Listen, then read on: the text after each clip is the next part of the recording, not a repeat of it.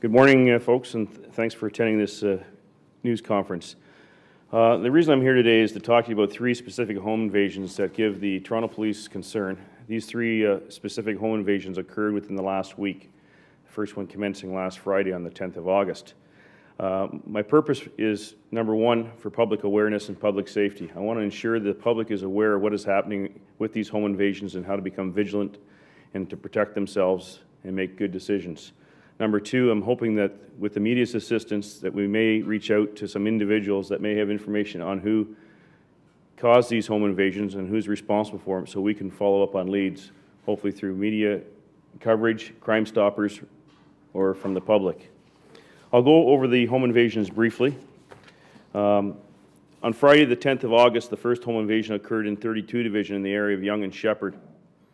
It was shortly after 10 in the morning in a residential neighborhood where a lady, a 49-year-old victim, answered the door. There was two males dressed in blue coveralls, described as male whites. Their faces were bare. They indicated that there was a smell of gas, indicating that they were from a gas company. The young lady let the individual into the house, where they immediately pulled out a firearm and a taser and put her to the ground along with her husband, who was 47 years of age. The individuals zip-tied the two victims, hands and ankles, and they ransacked the house looking for cash and jewelry. They did leave with some jewelry, cash, and identification.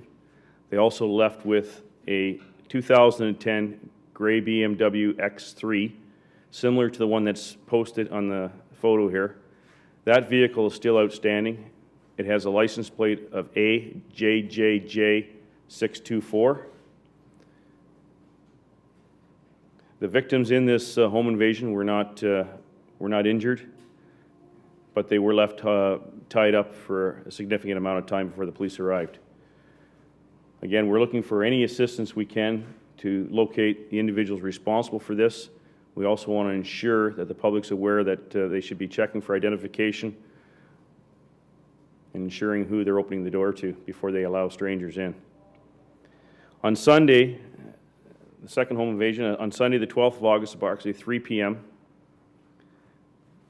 in a residential neighborhood of Shepherd and Nilsson Road on Parcel Square, a family was at home. At that time, two males slid their sliding glass screen open from their patio door and entered into the premises. The members were watching TV. This was a husband and wife and their 3-year-old child. All three of the individuals were bound by phone cord or computer cord and duct tape. The mother and the father also had duct tape placed over their mouths so they could not scream. The individuals threatened to kill the 3-year-old child if they did not comply, and they made a demand for yellow jewelry during the robbery. The individuals in this robbery were both described as male white, in their 30s, one taller, one shorter. The shorter one has a heavier build. The taller one was a slimming build. Both these individuals wore latex-type gloves and masks concealing their face.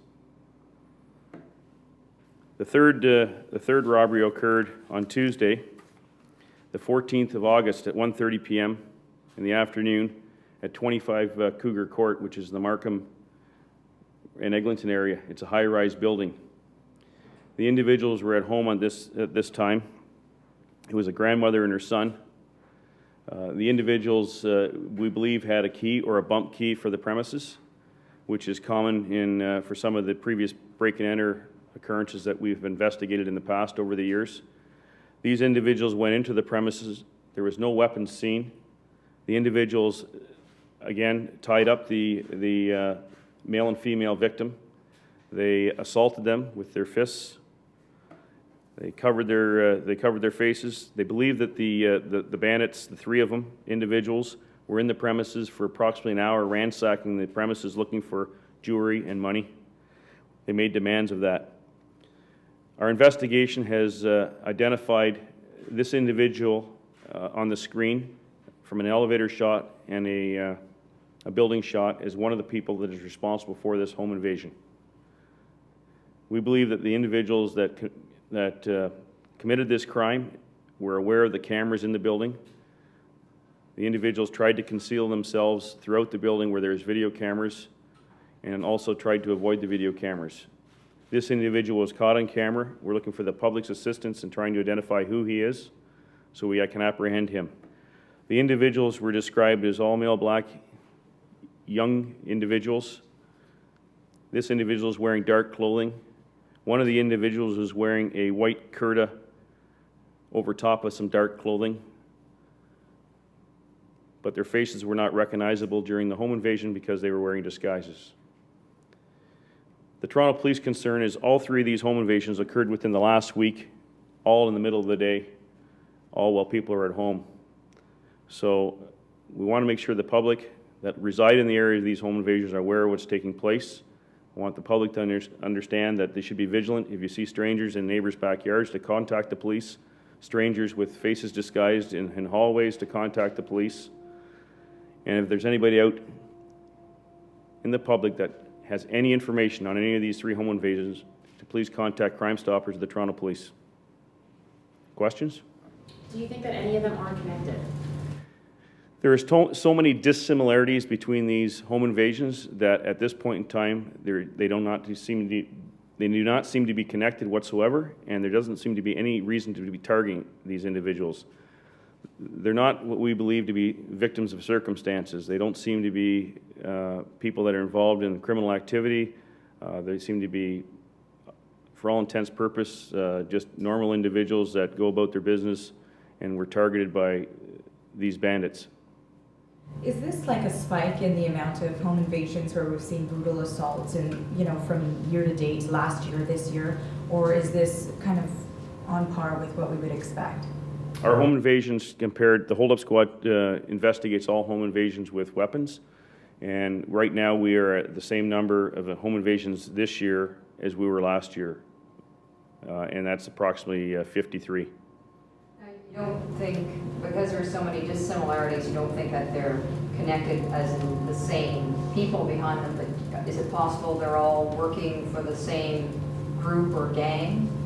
Well, there's a stream of possibilities, but the MOs are so, other than that it's during daylight hours in residential homes, there's so many different similarities and descriptions with the faces covered, not covered, different in description, being male black for some, male white for others, age difference. So there is some huge discrepancies in descriptions between them to link them. And there's also some things I'm not telling you about that in what they say and what they're making their demands. But for three home invasions in a week where the individuals the bandits are actually zip tying and duct taping the victims, to me that's very unusual. And so we want to bring it to the public's attention to be sure they're vigilant around what's going on around them. So more of an indication that these criminals are becoming more bold? Well, in the last week they certainly have. Any other questions? So what would you say then to homeowners? You said a lot of these are happening while people are at home in the middle of the day. What would you say to homeowners who may be opening the door when somebody knocks and presenting themselves as somebody who may be trustworthy? Well, I think in that case, in the first instance, is get proper identification before you open the door to any stranger. Much the same thing we tell our children. It still applies when you're an adult. If you're not sure who you're opening the door to, don't open the door. Ask for identification, ensure that these individuals are bona fide before you let them into your house. And for the other home invasion, the second one, when you have individuals walking through your backyard or a neighbor's backyard, this goes out to the neighbors also. If you see something suspicious, contact the police. It's always better to contact the police immediately and let them investigate some suspicious activity than try and say, yeah, I remember seeing that 2 days ago, and that's trying to follow it up. If we can get there while the act is occurring or just after it occurred because of vigilant neighbors seeing suspicious activity in their neighborhood, it benefits everyone. It keeps everybody looking after everyone in their neighborhood. The last time we spoke, there hadn't been any tips that had come in. That was earlier this week. Have there been tips that have come in since that have led you guys to anything of substance or value? Nothing at this point in time. Again, that's my second portion for the reason for the media release is to see if we can generate some tips or get somebody to call Crime Stoppers or the hold-up squad to advise us who these individuals are or lead us, point us in the right direction. Other than the vehicle that was taken, did these robbers, were they able to manage to get away with a substantial amount of items from these homes? My understanding, the first two home invasions I described, they did receive jewelry and cash, but I wouldn't call it substantial amount for the terror they're putting into the victims. I wouldn't call it that substantial at all. The vehicle's probably worth more than anything that they've taken in the house. Just a clarification, in all three incidents, were there firearms, or was that only in the first two?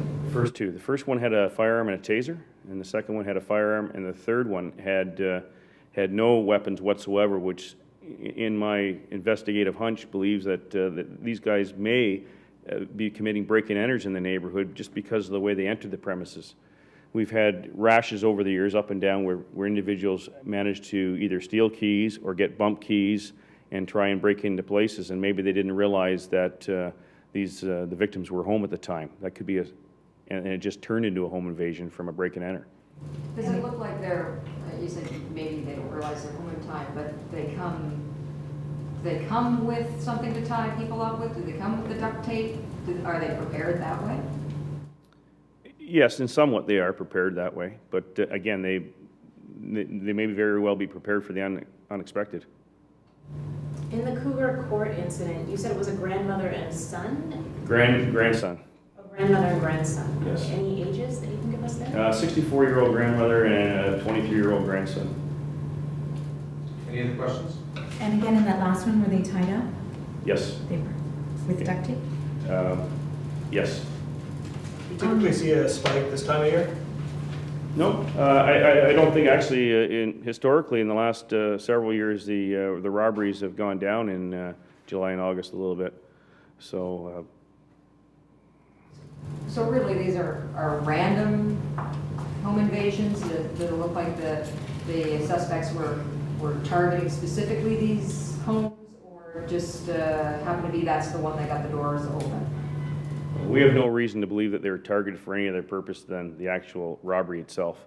And how they were selected, these homes, we have no idea. And again, maybe the public can help us with that. How often do you see random home invasions? Normally they're targeted for a reason. How often do you see this? Very low percentage is a random home invasion. As you say, most of them are victim of circumstances, as I call it. They're targeted for a reason. These individuals